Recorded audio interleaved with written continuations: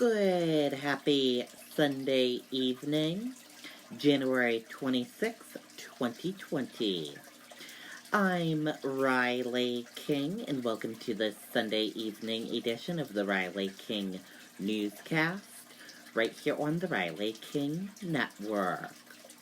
We have a lot of news to get to this Sunday evening, so let's begin. First up, we begin with breaking news. Kobe Bryant, daughter among 5 killed in California helicopter crash. Kobe Bryant, former NBA superstar, and his daughter were killed in a helicopter crash in California.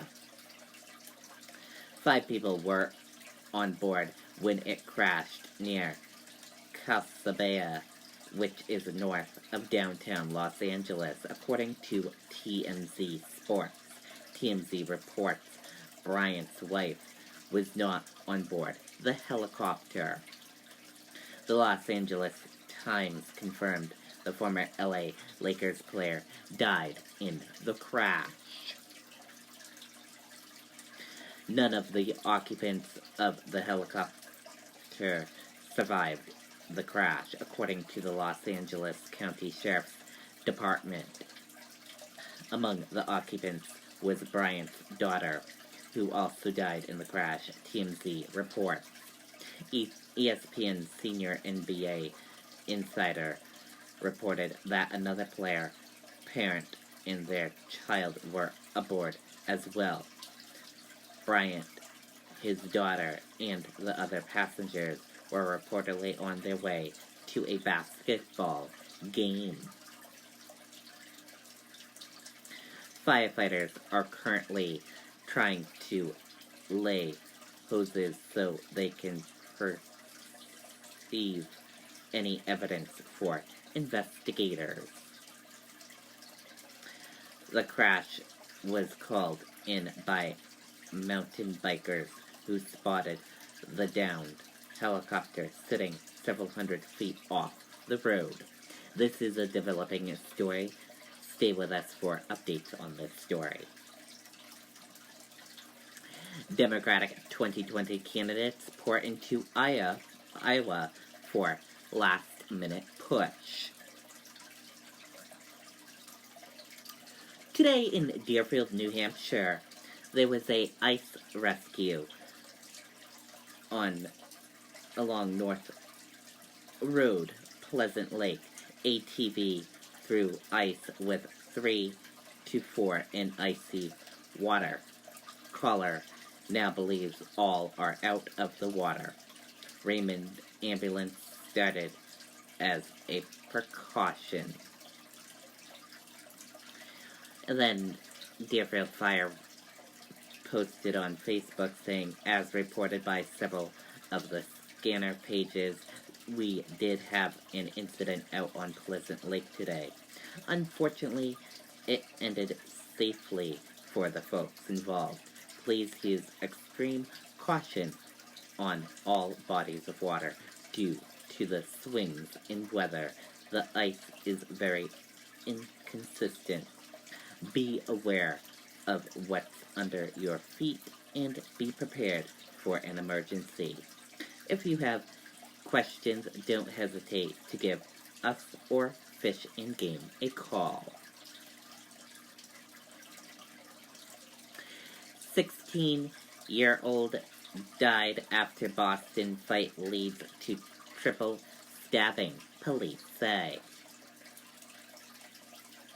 A 16-year-old boy is dead and 2 other teenager boys were injured after a fight between 2 groups of teens led to a triple stabbing, according to Boston police.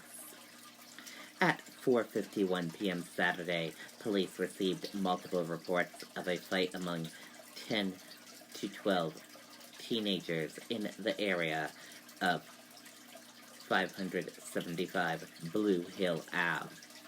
Upon arrival, officers found 3 victims, all teenage boys suffering from stab wounds.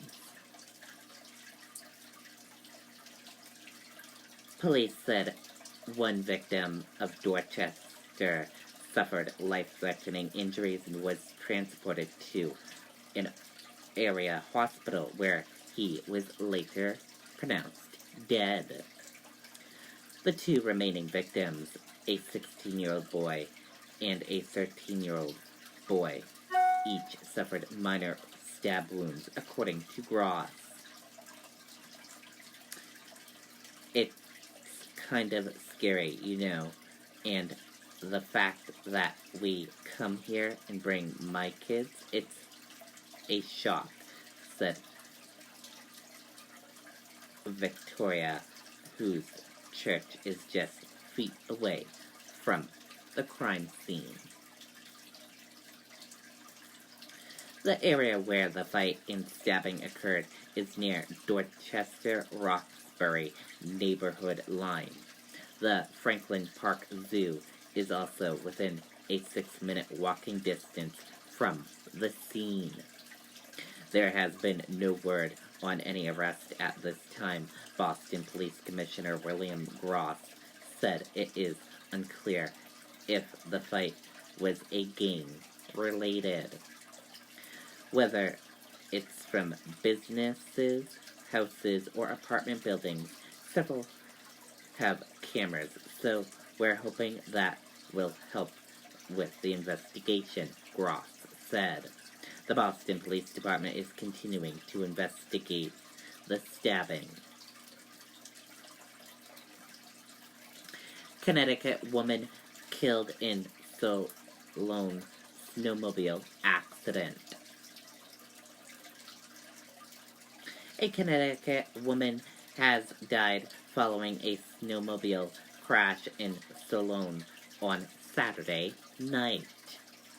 The Maine Warden Service says 43-year-old Michelle of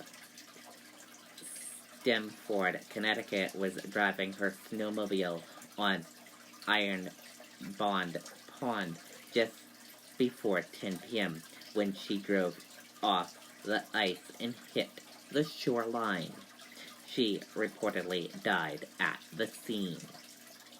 Officials say she was not wearing a helmet, and it appears speed and driver experience are likely factors in the crash.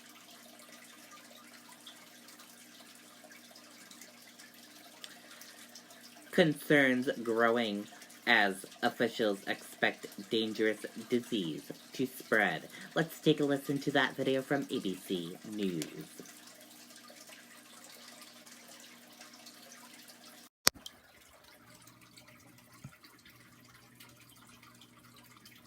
Medical nightmare, the coronavirus outbreak. China's president now warning of a, quote, grave situation. More than 50 million people on a travel lockdown in Wuhan, the center of the epidemic, and surrounding cities. The streets there an eerie ghost town tonight, while officials here at home brace for the worst. On alert for signs of the virus. At least 2 confirmed cases, with dozens more possibly investigated across 22 states. Here's ABC's Kaylee Harton. Tonight, concern growing in the United States. Officials saying they expect more people will contract the dangerous new disease. Passengers on flights to Boston wearing face masks. Everybody is wearing a mask because they're afraid of getting infected by other people. In Seattle, Chicago, and Los Angeles, reports that stores are running out of supplies of masks. 2 cases currently confirmed. In Chicago, a woman in her 60s. She had cold-like symptoms, shortness of breath, fever, and many times it would present just like a cold, just like a cold or flu. And outside Seattle, a man in his 30s. At least 63 people are now being tested for the respiratory illness in 22 states, including 3 possible cases in New York. Symptoms include fever, dry cough, and shortness of breath. Tonight, hospitals on high alert. Dr. Jennifer Ashton visited New York City's Health and Hospitals Bellevue. So this is a negative pressure room here at the hospital where a patient with coronavirus would be cared for by specially trained medical personnel. They showed her precautions they would need to take. How prepared are you and your staff to receive a patient who may have coronavirus? We're prepared to take that patient now. Our radar is always set high, so we can screen these patients so we can stop it from infecting other people and the public. And we are in the middle of flu season. Kaylee joins us now live tonight. And Kaylee, officials conducting tests on the dozens who may have contracted this deadly virus. And we understand there's a new development out of Canada tonight. That's right, Tom. The Centers for Disease Control is conducting those tests. The results take several days to process. U.S. health officials say they will alert the public if any new cases are confirmed. And, Tom, we are just learning tonight from medical authorities in Ontario, Canada. They are working the first presumptive positive case of coronavirus in that country. Tom. Hi, everyone. George Stephanopoulos here. Thanks. Okay, and there you go on that video and that report.